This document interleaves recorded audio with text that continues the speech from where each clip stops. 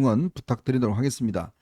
자, 이 제보 공작 사건 이게 지금 오늘 검찰에 지금 고발했지 않습니까? 네. 김규현과 JTBC 장경태 요 내용을 한번 정리를 좀 해주시죠. 이 내용이 뭐냐면요. 6월 25일 날 JTBC가 이제 단독 보도를 했는데 이게 이렇게 되지 않습니까? 최상병 사건을 가지고 이조 세력은 이제 탄핵의 불쏘시개로 대통령 탄핵의 불쏘시개로 쓰려고 그러는데 그러려면 이제 수사 외압이라고 하는 이 프레임이 실체가 있었다는 거를 입증을 해야 되지 않겠습니까? 근데 그걸 하기 위해서 구명 로비가 있었다. 네. 그러니까 이 멋쟁 해병이라고 5명이 들어가 있습니다. 거기에 이제 민주당 정치인인 김규현 변호사가 네. 들어가 있고요. 도이치모터스 주가 조작 공범인 이종호라는 사람이 있고요. 네. 과거 청와대 경호처 출신의 송호종이라고 하는 사람이 들어요. 이 사람은 지난번 대선 때 이재명의 경호 책임자를 했던 사람이에요. 그리고 사업가 한 명이 있고요. 네. 현역 경찰에 한 명이 있습니다. 이 5명이 참여하는 이 단톡방, 그 단톡방 명이 이제 멋쟁 해병인데 네. 거기서 임성근 구명 로비를 했다. 아하. 임성근 구명 로비를 했는데 그 도이치모터스 이종호라는 사람이 그 멤버들끼리 대화하는 과정에서 내가 임성근에게 사표 내지 말라고 했고 VIP에게 잘 얘기해 줄 테니까 사표 내지 말라고 이렇게 얘기했다. 네. 그런 식의 얘기를 했는데 그거를 이제 JTBC에 가서 제보를 하고 JTBC가 그걸 그냥 전파를 흘려내 보낸 거예요. 네네. 근데 알고 보니까요. 그 도이치모터스 그 이종호 씨 있잖아요. 네. 이종호 씨는 임성근 사단장하고 일면식도 없어요. 그러면서 일면식도 없고요. 네. 그리고 김건희 여사하고는 연락이 끊긴 지가 뭐 10년이 넘었대요. 네네. 그리고 지금 김건희 여사 전화번호를 갖고 있지도 않고요. 근데 자기 존재감 과시하려고 그러니까 속된 말로 그 뻥을 친 거예요. 허풍을 친 거예요. 그거를 이 김규현은 아시다시피 지금 해병대 수사단장 박정훈의 변호인을 하고 있고 지난번 총선 때 청년 특구였던 서대문 갑에 가서 경쟁하다 대장동 변호사 김동화한테 미역국 먹고 근데 과거에 보면 김광진이라고 네네. 거기 민주당 의원 보좌관 출신이고 광주시 지금 부시장 하나 그럴 거예요. 네, 그 광주시 네. 문재인 청와대 때 또 정무비서관으로 있었죠.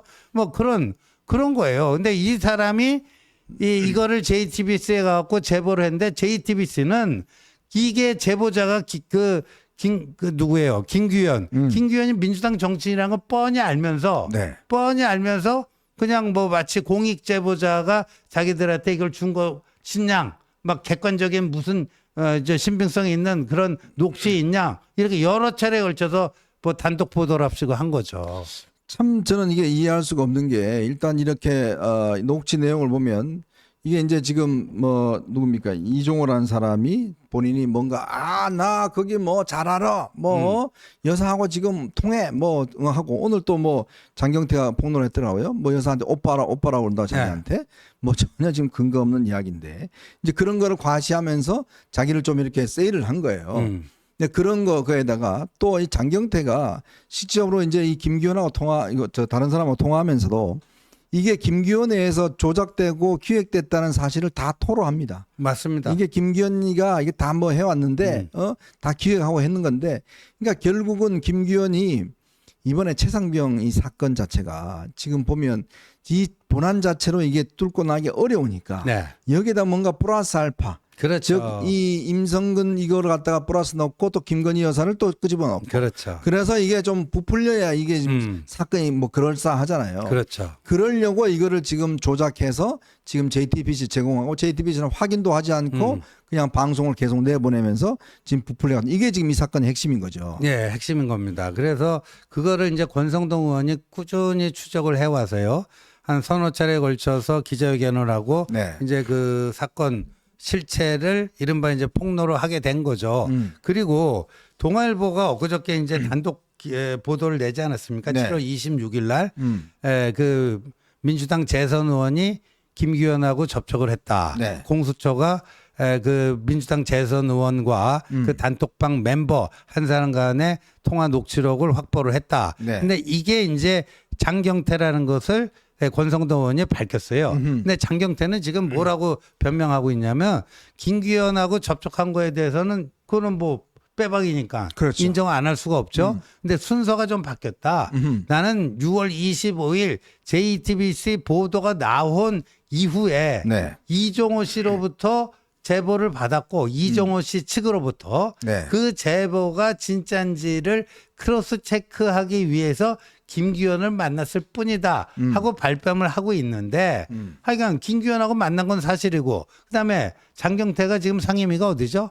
법사위 아니에요. 법사위죠. 법사위에서 이거 가지고 이게 이제 최상병 이게 윤 대통령 탄핵 사유가 된다. 아니 그럼 정청래가 별의별 해괴망측한 그 진행하면서 지금 그 탄핵 청원 청문회까지 열면서 거기서 같이 펌프질하고 있는 게 지금 장경태 아닙니까? 네. 그러니까 민주당이 이거 가지고 얼마나 지금 뭐 이리저리 이제 헤쳐먹었습니까 지금? 예. 참 장경태가 예전에 빈곤 포르노부터 시작해서 줄리부터 시작해서 그렇죠. 계속 이렇게 이 음모 세력들하고 지금 연결고리가 돼서 이런 폭로전을 지금 벌이고 있는데 전부 다 합방이었잖아요. 다 합방이. 청담동 술자리, 그다음에 뭐 줄리, 그다음에 뭐 이저 빈곤 포르노 운운하면서 맨날 그 최고에 틀고 했는데 전부 다 합방 났잖아요. 네. 또 이번에도 이걸 가지고 장난치려고 하다가 그냥 권성동 의원한테 그냥 된통 걸린 겁니다. 네, 된통 걸렸죠. 그래갖고 지금 장경태는 꼬리 자르기를 하는 것 같아요. 네. 김규현 선에서. 그 김규현이 기획하고 뭐하고 한 거고 나는 사실 김규현 얘기 별로 믿지도 않았다. 네. 뭐 했다. 이런 식으로 발뺌하고 있는데 근데 이제 멋쟁 해병 그 5명 단톡방 중에서 이 나머지 사람들 그 현역 경찰 빼놓고 3사람이 김규현을 허위사실 유포 그 명예훼손으로 경찰에 고발을 하고 고소를 하고 그 고소인 조사까지 다 받았어요. 어허. 고소인 조사까지 받아가지고 그리고 김규현은 이거 잘못하면 이제 쇠고랑차게 생겼고 네. 그럼 JTBC도 조사 대상이 될 수밖에 없는 거 아니에요. 네네. 그렇게 되고 근데 그래서 김규현이 코너에 몰리면 자기가 장경태와 어떤 관계였는가 그 수사 받다 보면 자기가 좀 형량을 줄이거나 좀 유리하게 뭐 자기 카바치기 위해서 남한테 좀 떠밀기도 하고 그러잖아요. 네. 그러니까 장경태 관련해 갖고 뭐가 튀어나올지 모르고 네. 그다음에 김규현이 접촉한 민주당 국회의원이 장경태 한 명일 것인가? 저는 아니라고 보거든요. 네네. 복수의 민주당 그 정치인들을 접촉했을 텐데 그런 전모가 다 나오니까 이게 어찌 보면 이제 제보 공작이고 사기 탄핵 게이트가 될 수가 있는 거죠. 참 이 장경태가 서울시당 위원장이 된다고 그래요. 참 이 젊은 친구가 정치를 완전히 음모론만 배워서 아주 이게 참 음모의 어떤 대가가 된 것 같습니다. 벌써부터 지금 뭐 모든 어떤 음모론 폭로는 장경태가 주도하고 있고요. 이런 장경태가 또 서울시당 위원장이 된다고 그럽니다. 참 기가 막힙니다. 여기에다가 지금 최재형 소위 뭐 이 목사도 아니에요, 진짜.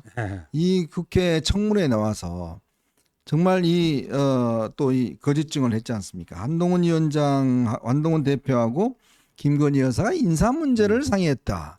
이런 이야기를 또 했어요. 그래서 오늘 저 위증 혐의로 지금 또 고발이 같이 됐거든요. 그러니까 참 도대체 이 집단들은 보면 끊임없이 어떤 새로운 어떤 음모론, 가짜 뉴스 뭐 이런 것들을 그냥 반복해서 나르면서 또 이제 이게 음모를 키우고 나중에 또 아니면 말고 뭐 이런 식으로 이미 지금 신앙님 그 김만배가 지금 이미 구속이 됐지 않습니까? 똑같은 일을 지금 계속적으로 반복하고 있는 것 같아요.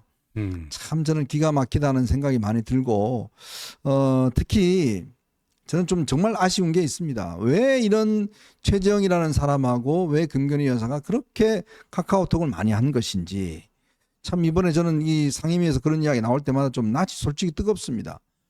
물론 그 나쁜 놈 뭐 최재형 목사라는 사람이 의도적으로 뭔가 접근해서 한 거지만 근데 왜 대답을 해주는 거예요 계속. 글쎄요. 그러니까 이게 문제가 자꾸 생기는 거 아닙니까? 네, 맞습니다. 그러니까 이제 그 최재형이 종북 행위자고 문제투성이의 인간이고 그런 거는 뭐 다 만천하에 드러났는데 그런 인간을 이렇게 걸러내지 못하고 대통령 영부인이 어떤 사적인 문자를 주고받았다. 그 자체가 좀 문제가 될 수 네. 있죠. 예. 어쨌건 이 부분에 대해서만큼은 저는 뭔가 국민들에게 해명과 사과가 필요하다는 저는 생각입니다. 왜냐하면 이거 본인도 이야기했지 않습니까? 이거 사과하고 싶다라고 이야기를 했고 지난 뭐 총선 때도 핵심 이슈가 됐고 이번 경선 때도 이슈가 됐는데 그렇다면 저는 이 부분 관련해서 아니, 검사 앞에서 사과할 게 아니라 국민들 앞에서 정말 이렇게 우리가 영부인이라는 어떤 가장 우리가 존경하는 상이 있지 않습니까? 영부인이 그렇죠. 이래야 된다는 상이 있잖아요. 이제 그런 있는데 이게 기대가 깨지면 국민들은 실망할 수밖에 없습니다. 그리고 그게 한번 객관적으로 생각해 보십시오. 아니 아무리 그렇지만 그 놈이 뭐 왜 백 안 들고 나왔냐 뭐 그까지 이렇게 막 묻고 막 하지 않습니까? 그러면 그런 아예 그 카톡은 없애버리든지 네. 아예 그런 것들을 통화를 전화번호를 바꾸든지 해야지 그런 사적 인연들을 계속 지금까지도 가지고 있다는 것 자체는 저는 정말 이해하기 어려워요. 그 부분에 대해서는 저는 명백히 좀 국민들에게 어떤 형식이든지 사과를 하시고 넘어가야 된다. 예. 그리고 이제 재발 방지 대책도 세워야 되겠죠. 네. 예. 참, 아유, 그놈의 제2부속실을 그렇게 만들기 어렵습니까? 솔직히. 그렇게 국민들이 많이 이야기를 하고 이번에도 당 대표 후보자들 4명이 똑같이 이야기를 했는데도 아직까지도 저는 이야기 없는 걸 보면서 좀 속이 답답합니다. 진짜 뭐가 어려운지 다른 건 그렇게 잘 만드는데 왜 제2부속실을 못 만드는 것인지 참 그거는 정말 깝깝합니다. 이게 이런 문제를 자꾸 해결해 줘야 국민들이 또 저희들 입장에서 보면 뭔가 그래도 저쪽에서 공격을 하면 되받아 칠 수 있는 근거가 있어야 되지 않습니까? 그래 놔놓고 뭐 이런 저런 이야기를 하시는데 저는 옳지 않다라는 생각이 듭니다.